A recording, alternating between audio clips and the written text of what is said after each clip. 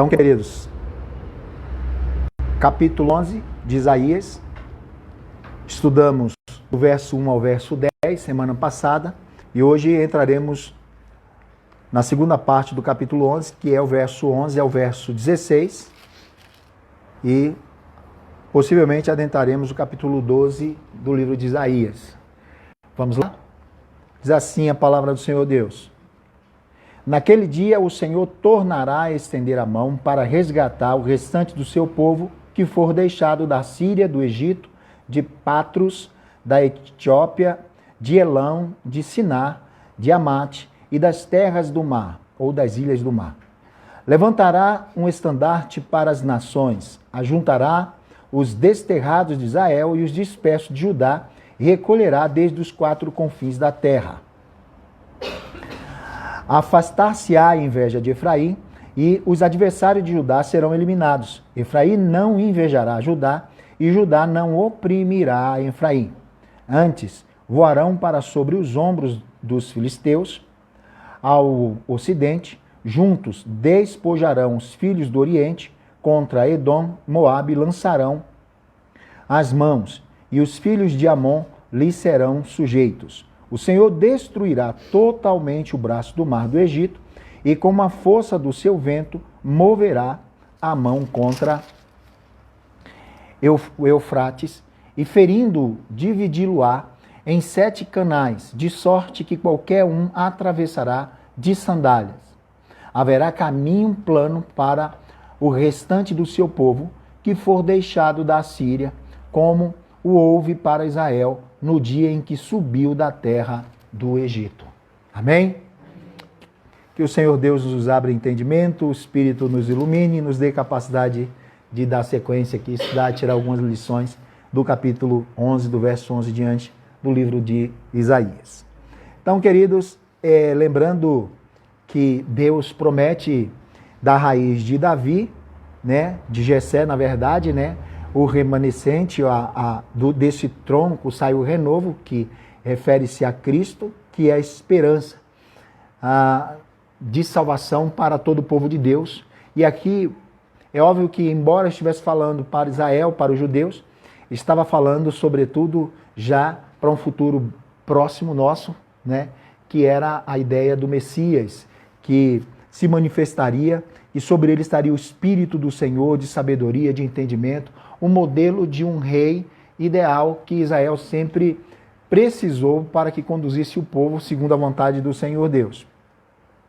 E aí o profeta dá sequência no capítulo 11, verso 11 diante, mostrando que a ira do Senhor se retira praticamente de sobre o povo de Israel, lembrando que se estendeu por um bom tempo, custou sair essa ira de Deus sobre o seu povo.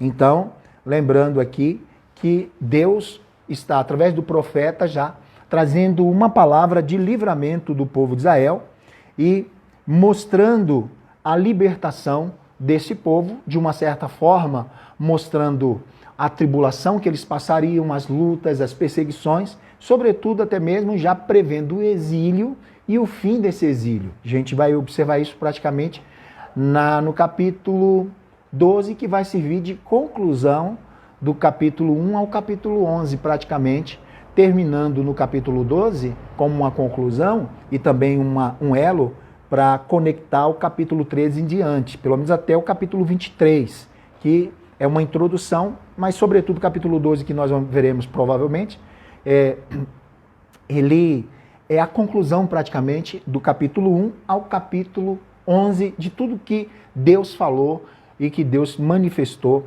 através do profeta Isaías para o seu povo, trazendo primeiro uma repreensão séria, o povo não convertendo, deixando Deus de lado, volta-se a buscar exílio e auxílio com o rei da Síria.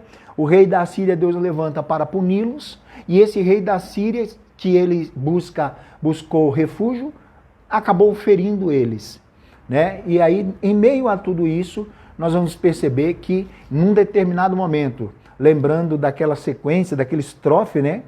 Que o profeta disse, e contudo a ira do Senhor permaneceu e a mão do Senhor continuou sobre eles, que Deus estava ainda tratando esse povo. Mas finalmente parece que chega o momento em que Deus retira a sua mão no sentido de punir Israel e volta-se para outras nações que assim o fizeram contra Israel, que o feriram. Agora, o profeta, além de ver e mostrar que o povo de Deus passaria por isso, antevê também a graça, a manifestação de Deus, na misericórdia de Deus, manifestando sobre o povo, e a fidelidade, ou seja, Deus cumprindo a sua promessa. A misericórdia é Deus tirando a sua mão e poupando, tirando o castigo, encerrando a punição. E a fidelidade é Deus confirmando a sua promessa, porque a promessa que Deus havia dado, Deus cumpriria. Ok? Então, o capítulo 11, verso 11, começa também com essa mesma expressão que termina o versículo 10. Naquele dia recorrerão as nações, o verso 10 diz, naquele dia recorrerão as nações à raiz de Jessé, que está posta por estandarte dos povos, a glória lhe será a morada. E o versículo 11 introduz da mesma forma, naquele dia, dias posteriores. Então o profeta estava vendo algo que viria ainda a acontecer. Naquele dia o Senhor tornará a estender a mão para resgatar o restante do seu povo que for deixado da Assíria, do Egito, de Patros, da Etiópia, de Elam, de Siná e de Amate e das terras do mar. Então observa que o profeta aqui já está antevendo que haveria uma invasão, e não apenas essa invasão, mas também haveria um exílio. E que depois Deus o traria, porque agora Deus está estendendo a mão, não naquele sentido que nós estudamos anteriormente, que era para puni-los, que era para discipliná-los, para que eles aprendessem a confiar no Senhor. Mas agora Deus estende a mão nesse segundo momento, para quê? Para resgatar o seu povo. Então aqui é a manifestação da graça e da misericórdia do Senhor, a misericórdia do Senhor que é grande, se estendendo sobre eles devido ao tamanho do pecado. A misericórdia do Senhor é muito maior, mas a fidelidade de Deus dura para sempre. Deus não iria mudar a sua postura, não iria deixar de ser fiel para com o seu povo. E então ele faz a sua fidelidade se manifestar sobre esse povo.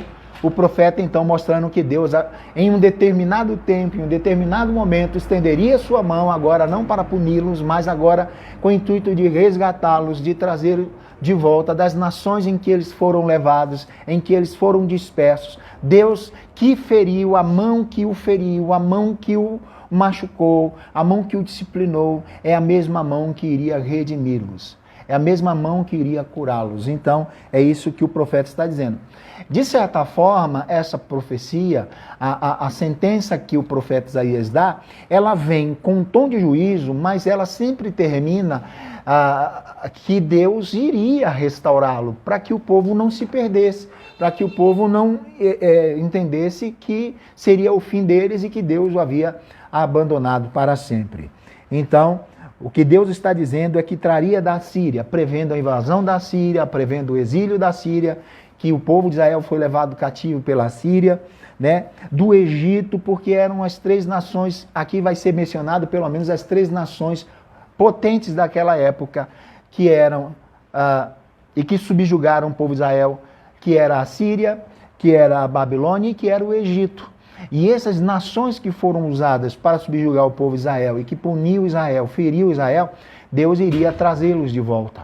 Então Deus é o Deus que não abandona o seu povo. Embora Deus levantasse nações para disciplinar o seu povo, o texto fica evidente, as profecias ficam claras que ainda assim Deus nunca abandonou o seu povo. Deus sempre estaria com o seu povo. Isso nos traz refrigério, nos traz segurança, porque a sensação que temos quando estamos aflitos, quando estamos sendo ou passando por disciplina, ou passando por correções, ou situações difíceis nas nossas vidas, perseguições e tantas situações que nos abatem, o texto nos leva a continuar crendo que, embora Deus permita tudo isso sobre nós, a adversidade sobre nós, o texto nos faz entender de que em nenhum momento Deus se afasta do seu povo. Nesse sentido, ele é fiel. A fidelidade dura para sempre. Em nenhum momento a misericórdia do Senhor cessa. Essa é a ideia da misericórdia do Senhor, dura para sempre. Ela não cessa. Ela não tem fim. Ela é ininterrupta. Amém? Amém. Então, Até o ato de Deus disciplinar, queridos, de Deus puxar a orelha, de Deus quebrar a patinha da ovelha, é um ato de fidelidade. É Deus cuidando, é Deus tratando, sendo fiel, preservando para que o povo não padeça e se perca totalmente. Verso 12: levantará um estandarte para as nações, ajuntará os desterrados de Israel e os dispersos de Judá recolherá desde os quatro confins da terra. Aqui o profeta já está falando para um povo que ainda não estava passando por exílio, que ainda não tinha sofrido os ataques, mas que, embora passasse por tudo isso, a promessa para que eles não perdessem lá no exílio quando eles estivessem, não esquecesse que o Deus que o levou é o Deus que traria de volta. Amém? Então essa é a ideia. Mas esse Deus também traria dos quatro confins da terra e afastar-se-á a inveja de Efraim, a inveja que Efraim tinha de Judá. Efraim é um segundo nome, uma segunda designação para Israel, que representa o reino do norte. Lembrando que o reino do norte foram separados. O reino do sul e o reino do norte. O reino do sul era Judá, o reino do norte era Israel, e a segunda designação para representar o reino do norte era também Efraim. E num determinado momento no reino de Acais, houve o quê? Um ciúme, tanto que Efraim, o reino do norte, Israel, se aliou com Síria para atacarem a Judá. Então havia uma intriga entre os dois reinos de Deus. O que Deus está dizendo é que naquele dia, no dia da redenção, em que o Senhor estendesse a mão agora não para puni-los, não para discipliná-los, mas para cessar toda essa correção de Deus, para cessar toda a disciplina de Deus, Deus o traria para redimi-lo. E uma das coisas que Deus faria era tirar essa inveja, tirar a inimizade, tanto de Efraim para com Judá e de Judá para com Efraim, porque agora não existiria mais inveja de um para com o outro e muito menos a hostilidade da parte de Judá para com Efraim. Deus iria acabar com a inimizade do seu povo. O que levou a isso? O pecado. O pecado levou a dividir o povo, levou a eles se tornarem praticamente adversário, a um ser hostil ao outro, a um ter inveja do outro.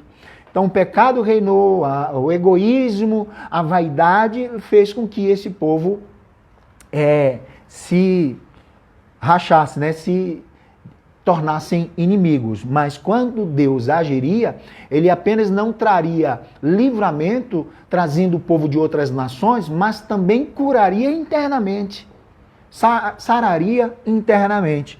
Então levantará o estandarte para as nações e juntará os desterrados de Israel e os dispersos de Judá recolherá desde os quatro confins da terra. Deus não estenderia agora o estandarte para ferir, como ele fez anteriormente, tanto o povo de Deus quanto as outras nações. Mas agora ele estenderia o seu estandarte para chamar o seu povo dos quatro cantos da terra que estavam espalhados, mostrando que aqui não apenas uma visão para um período que eles estavam vivendo, imediato, mas também era uma ideia já prevendo a igreja de Deus que está espalhada para a terra, tantos gentios, que viriam de todas as nações até Cristo, e que não haveria mais dois povos, Efraim e Judá, mas que eles se tornariam apenas um povo. Aquela divisão, reino do norte e reino do sul, deixaria de existir. E isso aconteceu em quê? Com a igreja. Primeiro, quando acaba o exílio, acaba o reino do norte e só fica o reino do sul. Vive apenas os judeus. Eles se tornam apenas um povo. E esse um povo agora também fica... Paulo vai dizer que não há gentios e não há judeus em Cristo. Não há bárbaros, não há gregos, não há nada. Todos nós somos um. Então essa profecia, ela não diz respeito ao que Deus faria a Israel antigo, histórico, mas também a igreja, a Israel espiritual, a igreja do Senhor. E que Deus levantaria o estandarte. Quem é esse estandarte? Cristo. Cristo foi levantado no deserto, como a serpente foi levantada no deserto para trazer cura àqueles que foram picados pela serpente. Cristo foi levantado e todos que olham para Cristo vêm até Ele. Então, o estandarte que Deus levantaria seria o próprio Jesus, para atrair os povos até Ele, formando apenas um povo, e um não deveria ter inveja do outro, e o outro não deveria tratá-lo outro com hostilidade. Verso 13 diz isso: afastar-se a inveja de Efraim, e os adversários de Judá serão eliminados. Efraim não invejará Judá, e Judá não oprimirá, ou não será hostil a Efraim. Antes voarão para sobre os ombros dos filisteus, ao ocidente, juntos despojarão os filhos do oriente contra Edom, Moabe, lançarão a mão, e os filhos de Emon lhe serão sujeitos. A nação que estava dividida, reino do norte e reino do sul, e que brigavam, havia uma ferida entre eles, e que eles brigavam, Deus traria restauração, eles se tornariam apenas um povo, e agora eles lutariam juntos, lado a lado. Seriam parceiros, né? Formariam apenas um exército contra os seus vizinhos, lutaria contra os seus vizinhos. A Filístia que ficava ali à costa do mar Mediterrâneo, e Judá ficava mais no interior, ali nas montanhas, que então eram cidades vizinhas, e que agora esse povo lutaria com seus inimigos, e esses inimigos seriam subjugados, estariam debaixo dos pés do povo de Deus. Por quê? Porque Deus iria sujeitá-los. Mas por que Deus agora faria com que um povo que sofreu agora fosse vencedor? Porque em meio a toda a disciplina de Deus, o que o profeta e esse livro de Isaías nos faz entender é que vai chegar o momento em que eles entenderão que a sua segurança não era mais o rei da Síria ou qualquer outra nação potente, mas eles aprenderam a buscar o Senhor, eles se converteriam para o Senhor. E esse é o segredo do sucesso, esse é o segredo do êxito. É voltar-se para Deus, reconhecendo que Deus é a sua segurança, reconhecendo que Deus é o seu auxílio, reconhecendo que a presença de Deus está presente, voltando-se para Deus, e então Deus concederia a vitória, e os seus inimigos não mais o subjugariam, mas que os seus inimigos seriam sujeitos à sua vontade. E termina mostrando que os filhos de Amon lhes serão sujeitos. O Senhor destruirá totalmente o braço do mar do Egito, e com força do seu vento moverá a mão contra Eufrates, e ferindo, dividi-lo-á em 7 canais, de sorte que qualquer atravessará de sandália. Haverá caminho plano para o restante do seu povo, que for deixado da Assíria, quando houver para Israel no dia, quanto houve para Israel no dia em que subiu da terra do Egito. Aí Deus está aqui, o profeta faz uma alusão, até voltando aqui o versículo 11, quando diz: naquele dia o Senhor tornará a estender a mão para resgatar. Naquele dia tornará ou estenderá a mão uma segunda vez, também poderia estar fazendo alusão aqui, porque Deus, assim como Deus estendeu a mão a primeira vez no Egito para livrar o seu povo, Deus estaria estendendo novamente a mão para livrar o povo do exílio da Assíria e do exílio da Babilônia, voltando o profeta aqui a mostrar pelo menos as 3 nações que eram potentes, que tinham subjugado o povo de Israel. O povo de Israel ficou preso ficou praticamente 400 anos, né? E dentre esses 400 anos, alguns anos, pelo menos 200, 100, 100 anos, sei especificamente, tornaram-se escravos desse povo, não eram mais visitantes ali. Não tinham apenas um exílio político, eles estavam ali agora como escravos. E a Síria subjuga também e leva para exílio o povo de Israel, o reino do norte, e a Babilônia leva a Judá, reino do sul. E aqui o profeta mais uma vez está falando desses exílios, embora o povo não entendesse, mas embora Deus levasse esse povo para esse exílio, Deus traria de maneira milagrosa, assim como ele fez com mão poderosa, estendendo a sua mão para resgatar o seu povo do Egito, abrindo o Mar Vermelho, operando grandemente, ele faria caminhos para que o povo voltasse. Lembra que domingo nós meditamos sobre isso. Deus é o Deus que abre caminho onde não tem, para fazer o seu povo voltar, para fazer que o seu povo retorne ao propósito de Deus. Então, olha só, primeira coisa que ele fala, o Senhor destruirá totalmente o braço do mar do Egito. Lembrando como Deus fez com o Mar Vermelho, abrindo o mar para que o povo passasse. Assim como Deus trouxe o povo do Egito com mão poderosa, estendendo a sua mão, Deus traria agora. Ou seja, não está tudo perdido. Deus é o Deus que se promete, ele cumpre.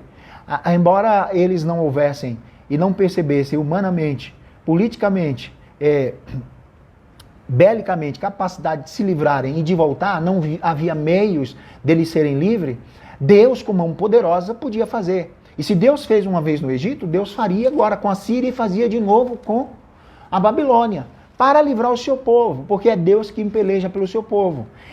O povo só é levado ao exílio por um motivo, por causa do pecado, da sua rebelião contra Deus, a sua apostasia a Deus, mas ainda assim Deus não abandona de todo. Deus nunca desistiu. Deus vai lá uma hora e traz de novo o seu povo. O castigo de Deus para o seu povo não é para sempre. Por isso a Bíblia diz que a misericórdia do Senhor se renova a cada manhã. Ela é grande e a fidelidade do Senhor é eterna. Então o que acontece aqui é uma promessa de livramento. Mas como Deus trará isso? Com a mão poderosa. Como ele abriu o caminho no Mar Vermelho para o povo de Israel passar, ele faria isso. Não apenas isso, mas o Eufrates, o grande rio da Babilônia, ele dividiria esse rio em 7 canais, de maneira que não teria mais água funda, que não haveria necessidade do povo tirar a sua sandália dos pés para atravessar. Atravessariam de sandália. Ou seja, o Deus que fez o milagre uma vez de abrir Mar Vermelho, se houver necessidade, ele seca o rio do Eufrates, o rio Eufrates, ferindo-as em 7 canais, de sorte que qualquer